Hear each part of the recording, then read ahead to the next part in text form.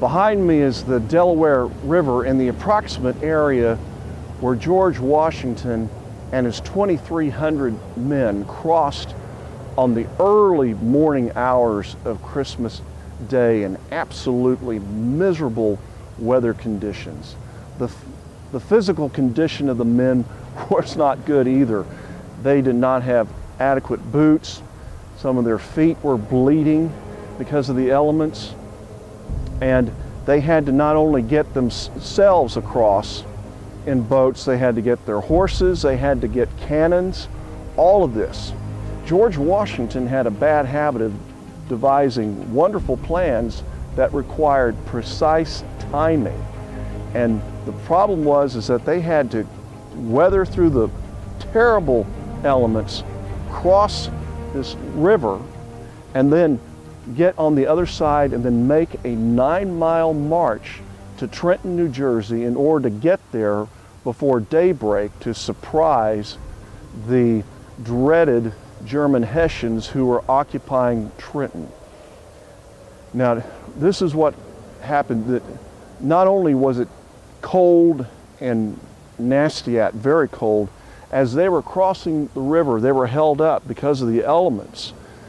It was snowing, and then it was blowing wind, and they had to have the special men who had experience from fishing that knew how to maneuver these boats to get through the ice, because in parts of the river was frozen, but then other parts it was not. As you can see behind me, this river has a pretty good current running underneath it as well.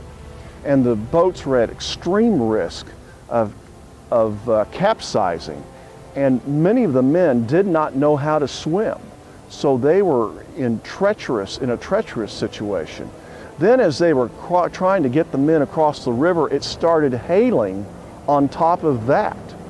So again, great odds to make the transfer across this river, and then to do a very quick march through these elements. They wound up getting behind in their timetable. So when they arrived at Trenton, they did catch the Hessians, who had been vigilant. They had heard word that perhaps Washington was going to be able to make the raid, and in fact, what had happened was a Virginia advanced regiment had earlier exchanged shots with the Hessians, and when George Washington found out that there had already been fire and combat with the Hessians, he was extremely angry and thought that the whole mission had been blown.